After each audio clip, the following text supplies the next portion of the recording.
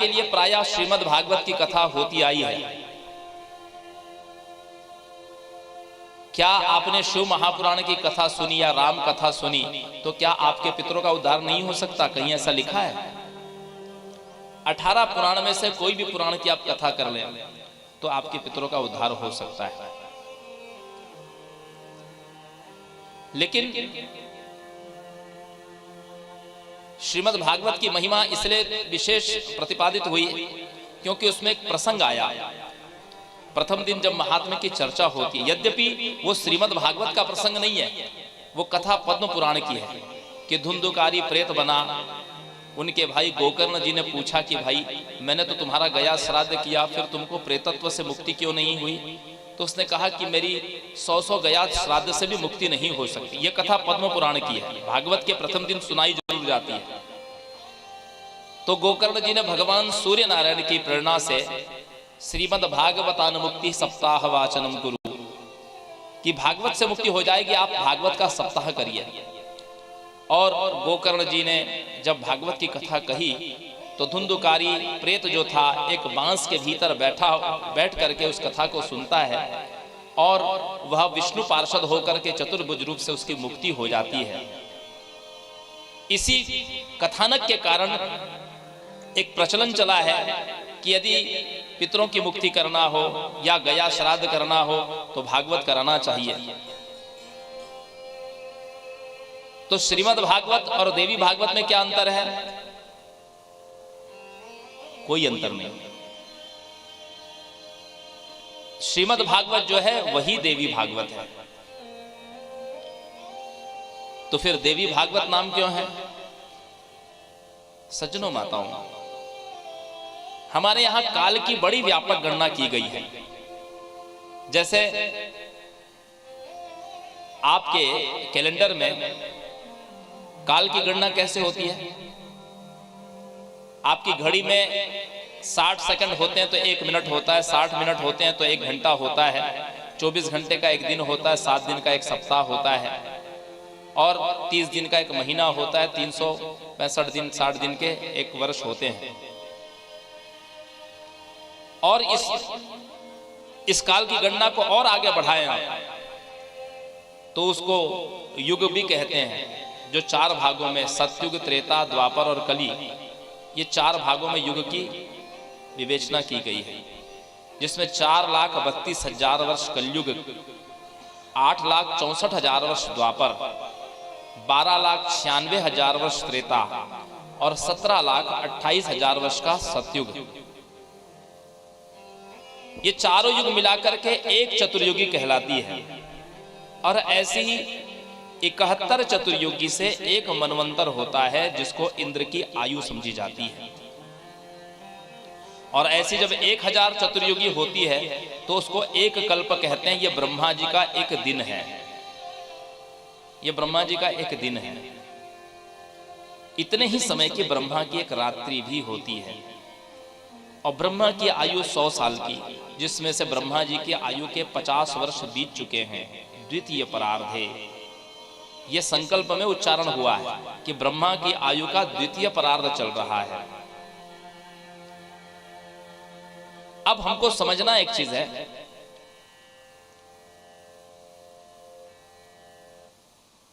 कि एक कल्प में ब्रह्मा के एक दिन में 1000 बार कलयुग आएगा, 1000 बार द्वापर आएगा, 1000 बार त्रेता आएगा और 1000 बार सतयुग आएगा। तो क्या हर त्रेता में राम जी का अवतार होगा? हर द्वापर में कृष्ण अवतार होगा? नहीं। 1000 त्रेता में से किसी में एक में राम अवतार होगा।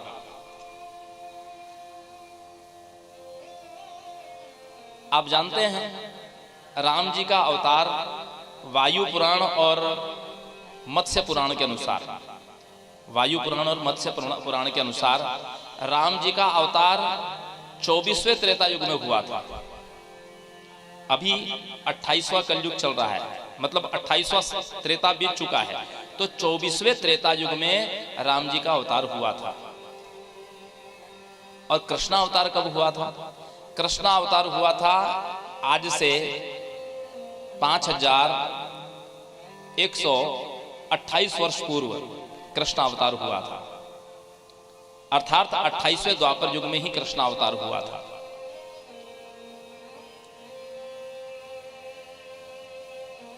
तो सज्जनों माताओं, हर कल्प में एक बार अवतार होगा। ईश्वर एक है। कोई यदि कहे कि आप सनातन हिंदुओं, आप लोग बहुत सारे भगवान की पूजा करते हैं,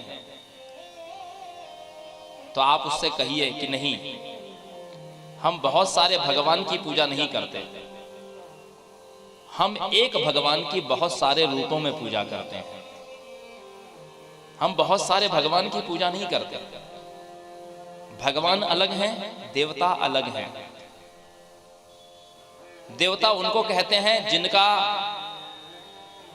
देवता एक योनि है, जैसे मनुष्य योनि है, जैसे प्रेत योनि है, जैसे गंधर्व योनि है, जैसे यक्ष योनि है, जैसे नाग योनि है, वैसे देवता भी एक योनि है। जैसे मनुष्य पृथ्वी पर रहता है, जैसे पितृ भूवर लोक में रहते हैं, ऐसे देवता स्वर्ग लोक में रहते हैं। तो स्वर्ग लोक में जैसे धरती पर लगभग यदि जनसंख्या देखें तो 7-8 अरब के लगभग मनुष्य की जनसंख्या इस पृथ्वी पर है, तो ऐसे ही स्वर्ग में देवताओं की संख्या बहुत अधिक हो सकती है, क्योंकि जिसने सुकृत्य किए हैं वो स्वर्ग में देवता बनता है। तो हमारे यहाँ एक मान्यता हो गई कि 33 करोड़ देवी देवता है,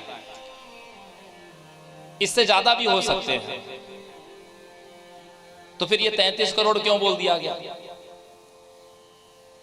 बोले 33 करोड़ देवी देवता इसलिए बोला गया कि हमारे यहां इस धरती पर जैसे अनेक प्रकार के वृक्ष हैं, अनेक प्रकार के पशु हैं, अनेक प्रकार के रत्न हैं, अनेक प्रकार की धातुएं हैं, अनेक प्रकार के रस हैं, अनेक प्रकार के अन्न हैं, तो उनमें कोई एक विशेष होता है। जैसे मनुष्यों में राजा होता है, जैसे वृक्षों में पीपल होता है, जैसे रत्नों में सुवर्ण होता है, जैसे रत्नों में हीरा होता है, जैसे धातुओं में सोना होता है, ठीक उसी प्रकार पशुओं में गाय होती है। उस गौ के शरीर में 33 करोड़ देवी देवताओं का वास है। इसलिए हमारे यहाँ ये मान्यता चल पड़ी कि हमारे यहाँ 33 करोड़ देवी देवता हैं। श्रीमद् भागवत के, देवी भागवत के 9वें स्कंद में वर्णन आया है। 30 करोड़ देवी देवताओं की संज्ञा बताई गई है, 30 करोड़ इसमें भी। और हमारे शरीर में इसको वैज्ञानिक दृष्टिकोण से प्रतिपादित किया गया। हमारे पुराने ऋषि मुनीषियों ने इस शरीर को ही, जैसे आज का एक वैज्ञानिक अपने कंप्यूटर, अपने सैटेलाइट, अपने टेलीस्कोप के माध्यम से खगोल आदि का ज्ञान प्राप्त करता है, ठीक उसी प्रकार हमारे पुराने ऋषियों ने, मुनियों ने, मनीषियों ने इस शरीर को ही यंत्र बना करके सारे ब्रह्मांड का ज्ञान प्राप्त किया। क्योंकि यह सूत्र उनको पता था, यथा ब्रह्मांडे तथा पिंडे, जो कुछ भी ब्रह्मांड में है वो सब कुछ इस शरीर के भीतर है। तो उन्होंने क्या देखा कि इस शरीर में हमारी जो रीढ़ की हड्डी है, जहां से सारी नस नाड़ियां पूरे शरीर में जाती है, एक एक रोमकूप तक जाती है, इतनी सूक्ष्म नाड़ियां हैं कि जिनका कोई MRI तक नहीं करा सकता। सिटी स्कैन, MRI से भी वो सूक्ष्म नाड़ियां दृष्टिगोचर नहीं हो सकती। तो हमारे शरीर में रीढ़ की हड्डी में 33 मनके हैं। हमारे रीढ़ में 33 मनके हैं और प्रत्येक मनकों से 1-1 करोड़ नाड़ियां निकल रही हैं। प्रत्येक नाड़ियों का कोई एक देवता है। इस माध्यम से उन्होंने माना कि हमारे शरीर में ही 33 करोड़ देवी देवता हैं। यह वैज्ञानिक दृष्टिकोण था पुराने ऋषि मुनियों का। और मुझे पूर्ण विश्वास है, आज भले लोग सनातन की हंसी उड़ाते हों, लेकिन जैसे जैसे वैज्ञानिक शोध हो रहे हैं हमारे देश में या विकसित देशों में, जहां जहां भी शोध हो रहे हैं, कभी नवग्रहों की बात पर लोग हंसी उड़ाते थे, आज नासा ने देख लिया। नासा के शोध से भारत की जितनी चीजें हैं वो सारी चीजें वैसी सत्य प्रमाणित होती जा रही है। आज लोग महाभारत और रामायण को काल्पनिक कहते हैं, लेकिन आपको पता है नासा उस पर भी रिसर्च कर रही है जो भगवान श्री कृष्ण ने कुरुक्षेत्र की भूमि पर अर्जुन को गीता का उपदेश दिया था। क्योंकि नासा ये जानती है द वर्ड नेवर डाइज, शब्द कभी मरते नहीं। तो भगवान ने जो गीता का उपदेश किया था वो कहीं ना कहीं ब्रह्मांड में अभी भी जीवित होंगे, वो शब्द कहीं ना कहीं जीवित होंगे, उस पर रिसर्च चल रही है।